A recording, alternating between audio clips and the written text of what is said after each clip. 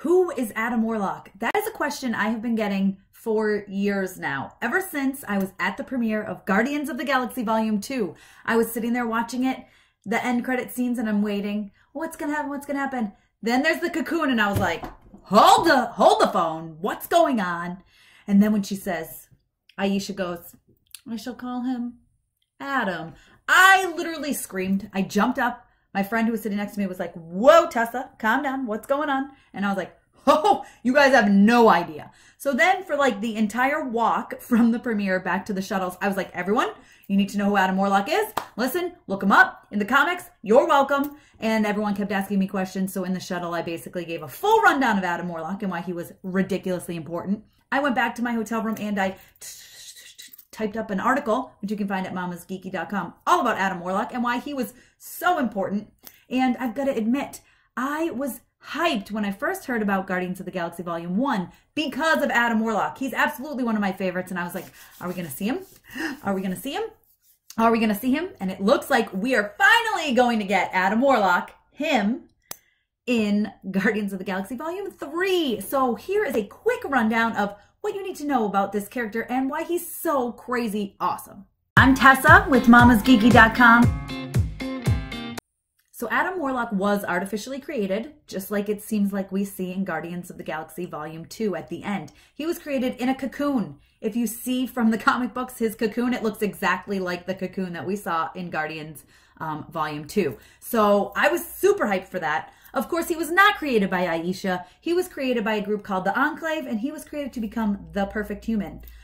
He ended up being insanely powerful, and he just he killed all his creators, right? That's really the gist of it. He killed them all, and he took off into space. So somewhere along the lines, he meets up with the High Evolutionary. The High Evolutionary is a crazy powerful being, and he decides to give Adam the name Warlock. Not only does he decide to do that, he decides to hand him something very important called the Soul Gem. The Soul Gem is the Soul Stone. The Infinity Gems are the Infinity Stones. It's just what they used to be called in the comic books. So, big deal. I mean, this gem, this stone can literally capture the souls of other beings. As we have seen in the movie, it took the soul of Gamora, which is still a very hard scene to watch for me. One of my favorites, but very hard. So yeah, it's powerful, right? So Adam Warlock now has this stone. And then one of my favorite storylines comes up. Probably my favorite Adam Warlock storyline, although there are a few really good ones. He discovers the Church of Universal Truth, or the Universal Church of Truth, I believe it is called. And yeah, there's this crazy man running it, and his name is Magus, and he's crazy. He's also purple, which is super cool because I love the color purple. But anyway, he's nuts, right?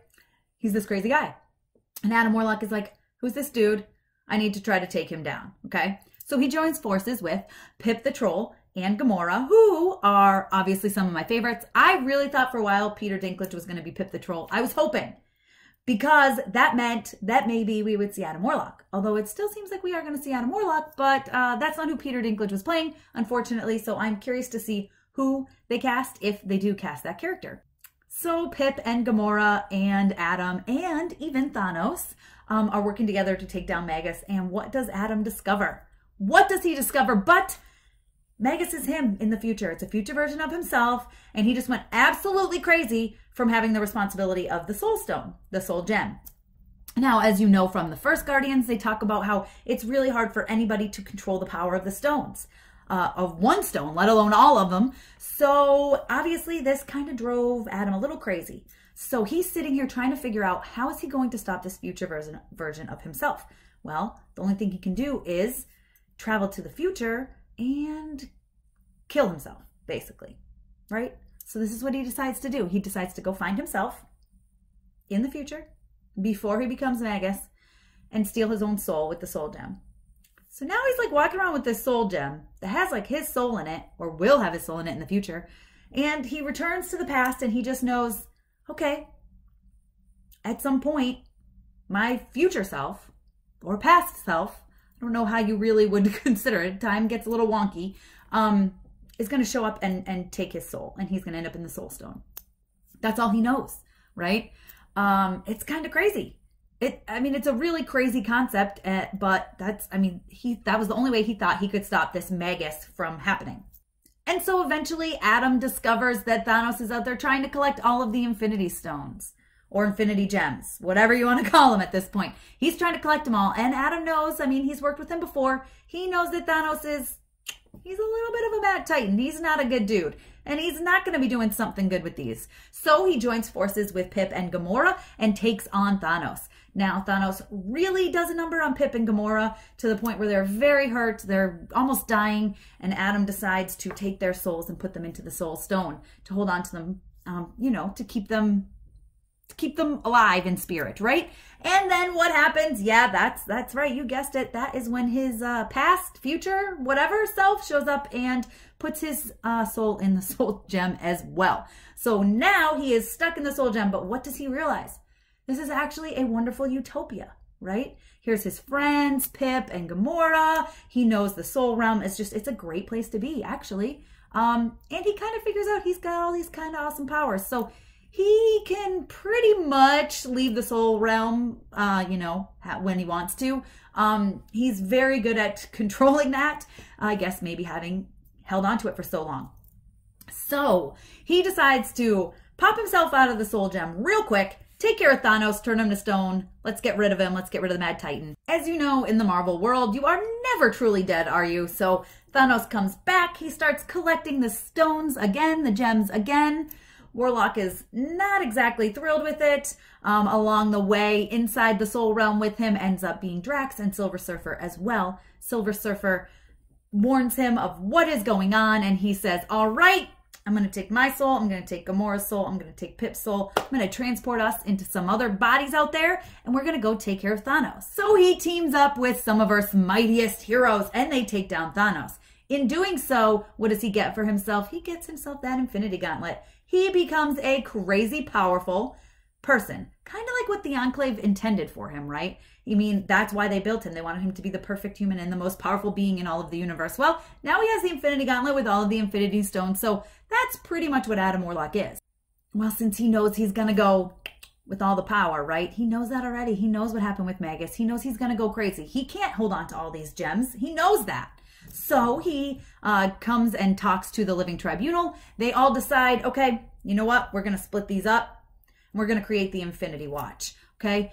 There's going to be certain people who have certain stones and they need to take care of them. They need to watch them. They need to protect them, make sure they don't fall into bad hands. And none of us should have more than one, right? We shouldn't. So they distribute them, and that creates the Infinity Watch. So the Infinity Watch is Pip, Gamora, Drax, Moondragon, who is Drax's daughter, and Adam Warlock keeps the Soul Stone for himself. Who gets the sixth stone, guys? Who? Thanos. I mean, come on, people. What are you thinking? Why would you give him an Infinity Stone? Why would you give him an Infinity Gem? I don't know, but they do. Well, he ends up joining forces with the Guardians of the Galaxy for a little bit. He goes crazy again. He becomes Magus. We get the Universal Church of Truth again. I mean, this storyline, it's just, I mean, that's what happens when you mess with time, right? I mean, you can't truly mess with time. Is that what they say? Everything is predestined. So, well, he's bananas Magus with the church. He ends up dying, right? And then the church goes and finds him as a kid, brings him back as a kid. So now you get this kid that people are like, well, I don't really want to kill him. He's a kid. So the Annihilators say, we'll capture him and we'll stick him in a cocoon for safekeeping. A cocoon for safekeeping. Adam Warlock is even showing up in the new comic books. During the run Infinity Wars, he is a major part of it. And in the end, guess what he decides to do, guys? He basically gives the Infinity Stones their own souls so they can decide who they want to be with. He doesn't want another Infinity Watch. Clearly that didn't work the first time. So he says, hey, Stones, you're all sentient beings. Why don't you go decide where you want to go? It's crazy. He is so important, especially when you come to the Infinity Stones, right? The Infinity Gems. There's so much potential with him, and I am so hyped to see him. And the fact that Zac Efron is rumored to play him, I am not going to lie. At first I was like, okay, I never would have thought of him. And now the more I think about it, like, the dude is a great actor. I think he could truly play it off, especially especially if he has to go crazy and become Magus. Like, I can totally just picture him really pulling that off. So I don't know. In the comments, you guys tell me, what do you think? If you don't think Zac Efron would be good as playing Adam Warlock, who do you think would be good? Did I miss anything from the story? I'm trying not to ruin any potential full storylines. But yeah, that's who Adam is in the comic books. I'm hyped. I really want to see him in the MCU. You guys let me know what you think in the comments. Don't forget to follow me on Instagram and Twitter at Mama's Geeky. Of course, subscribe to this channel. Don't forget the thumbs up. And thanks for taking the time to watch this and learn about Adam Warlock with me.